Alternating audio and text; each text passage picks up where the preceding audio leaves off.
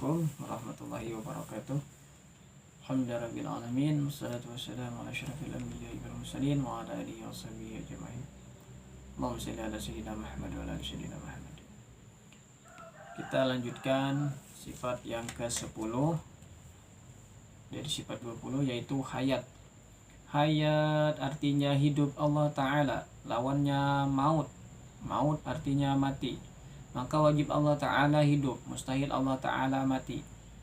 Adapun tanda wajib Allah Ta'ala hidup, dalil aklinya yaitu baharu alam, dalil akalnya baharu alam. Adapun dalil nakli yaitu firman Allah, wa tawakkal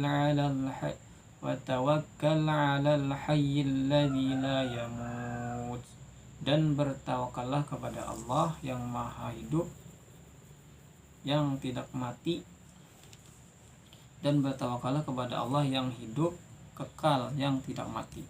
Quran Surah Al-Furqan ayat 58. Keterangan tentang sifat hayat. Allah itu maha hidup. Dialah Allah, sumber segala kehidupan. Dialah yang menghidupkan yang mati dan mematikan yang hidup. Kullu man 'alaiha fan wa yabqa wajhu rabbika dzul jalali wal ikram. Segala sesuatu itu akan hancur dan binasa. Hanya zat Tuhanmu lah yang maha kekal, yang maha hidup dan mempunyai kebesaran dan kemuliaan. Alam semesta dan segala isinya, jin, manusia dan syaitan serta malaikat, binatang, tumbuh-tumbuhan dan alam semesta ini semuanya akan mengalami kematian atau kehancuran. Jadi hanya zat Allah lah yang hidup kekal selama-lamanya. Kullu nafsin dha'iqatul maut. Tiap-tiap yang bernyawa pasti akan mengalami kematian. Hanya Dia Allah yang maha hidup, yang maha kekal. Bahkan Dialah yuhyi wa yumit, yang menghidupkan dan mematikan segala sesuatu. Hanya Allah, hanya kepada Allah lah kita bersarah diri. Hanya kepadanya lah kita bergantung. Pada Allah zat yang maha hidup dan yang tiada pernah mati. Barang siapa bergantung kepada Allah yang maha hidup, Allah akan memberikan jalan keluar dari segala kesulitan hidupnya. Dan Allah memberi rezeki tanpa disangka-sangka bagi siapa yang berserah diri kepada Allah. Allah cukupkan segala kekurangannya dan Allah yang mengabulkan segala hajatnya. Itu sifat Allah hayat. Hayat artinya hidup. Mustahil Allah itu mati, ya. Nah, kalau kita ini asalnya kan tidak ada lah diadakan, hidupkan roh, akhirnya hidup. Ya Allah tadi yang menghidupkan dan yang mematikan. Allah yang menghidupkan kita, lalu nanti Allah juga yang mematikan kita. Nah, itu sifat Allah yang ke-10. Mudah-mudahan hidup kita berkah dan mati kita husnul khotimah. Nah, itu cita-cita kita, mati husnul khotimah, mati dalam keadaan beriman, mati dalam keadaan baik. Mudah-mudahan kita bisa memahami atau merasakan sifat hayat ini Allah Ta'ala yang maha hidup. Jadi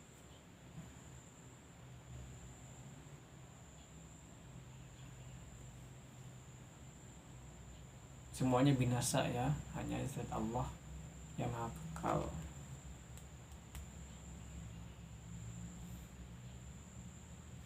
Hayat. Jadi melihat orang misalnya atau tumbuhan hidup, manusia misalnya atau binatang bisa bergerak hidup, ingat kita lawan Allah yang maha hidup. Jadi ingat, kita melihat sesuatu itu ingat hati kita lawan Allah. Allah yang menghidupkan. Melihat orang mati atau melihat binatang mati, Allah yang matikan di hati kita. Ingat lawan Allah. Sadar dengan kesadaran itu. Meskipun misalnya orangnya mati dengan sebab bermacam-macam, misalnya ada yang kecelakaan. Nah itu sebab, itu hanya sebabnya dia mati, maksudnya dia mati tenggelam. Nah itu hanya sebab dia mati, itu sebabnya. Tapi itu menunjukkan daripada sifat Allah yang hayat, Allah yang maha menghidupkan, dan Allah yang maha mematikan. Bayinya belum tidak ada lalu jadi ada, diaktifkan roh di sana lalu hidup bayi tadi. Jadi kita ingat memandang yang mati dan yang hidup, kita ingat Allah yang maha hidup, yang maha menghidupkan. Mungkin itu untuk sifat hayat. Lanjut, sama artinya mendengar Allah Ta'ala, lawannya somam. Somam artinya tuli, maka wajib Allah Ta'ala mendengar, mustahil Allah Ta'ala tuli. Adapun tanda wajib Allah Ta'ala mendengar, dalil akli baharu alam. Adapun dalil naqli yaitu firman Allah Ta'ala, wallahu basirum bima ta'malun, dan Allah maha mendengar lagi maha mengetahui. Quran surah Al-Anbiya. Jadi Allah itu maha mendengar, mustahil Allah itu tuli. Yang mau tuli itu ya kita manusia, yalah, manusia makhluk itu mau tuli. Allah mustahil tuli. Allah itu maha mendengar.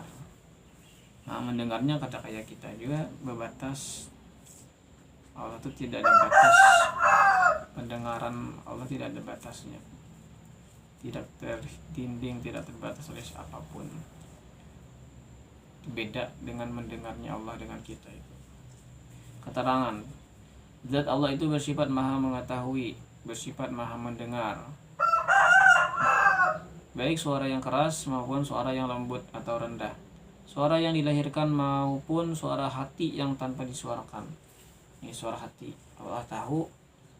Yang suara gimit kan, yang nyaring kan, Allah tahu. Baik yang disuarakan maupun yang tidak disuarakan, dalam hati kita ini tahu. Geletek hati kita pun Allah tahu.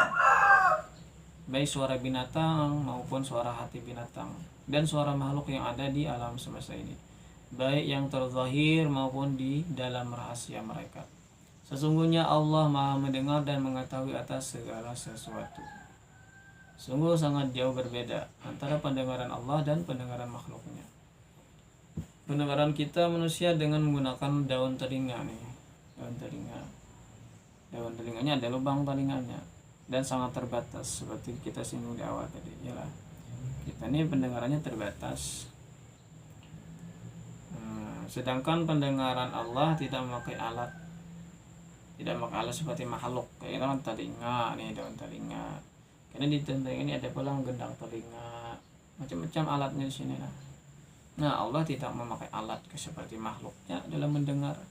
Dia mendengar dengan zatnya, atau zat Allah yang maha mendengar, dengan pendengarannya yang tidak terbatas. Dan sifat mendengar Allah ialah laisa kamitslihi syai'un. Jadi sifat mendengarnya Allah itu tidak sama, tidak dapat diumpamakan dan diserupakan oleh sesuatu apapun. Dialah Allah yang maha mendengar atas pujian hambanya. Dialah Allah yang maha mendengar atas permintaan doa hambanya, baik yang disuarakan maupun dalam hati sanubari. Firman Allah, wa qala rabbukum ud'uni astajib lakum. Dan Allah berkata, mintalah padaku, niscaya aku mendengar dan mengabulkan, serta menjawab permohonan hambaku. Quran surah Al-Mu'min ayat 60. Sehingga mantaplah pada keyakinan hati kita. Jadi mantap, Allah itu maha mendengar. Mustahil Allah tuli. Nah, yang mau tuli itu makhluk ya, kita nih. Nah, dan makhluk mendengar itu dengan alat, dengan daun telinga, lubang telinga, ada genang telinga, macam-macam itu. Sedangkan Allah tidak menggunakan makhluk, tidak seperti makhluk memakai alat. Nah, jadi jangan disamakan pendengaran Allah dengan pendengaran makhluk. Allah mengerti semua bahasa, semua isyarat, semua geratak hati. Allah tahu, mendengar, Allah maha mendengar. Nah, jadi dengan kita mengetahui sifat Allah maha mendengar ini, mudah-mudahan mantap nih keyakinan kita.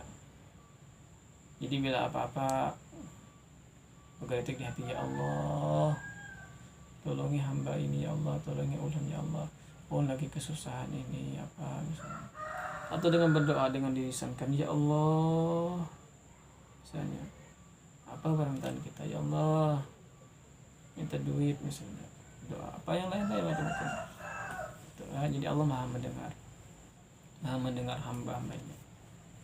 Nah itu jadi kita yakin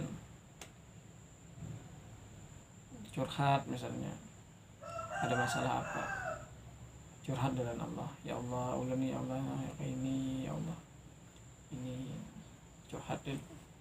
Karena boleh aja juga bercurhat pulang lawan makhluk, sekadar berbagi aja dulu.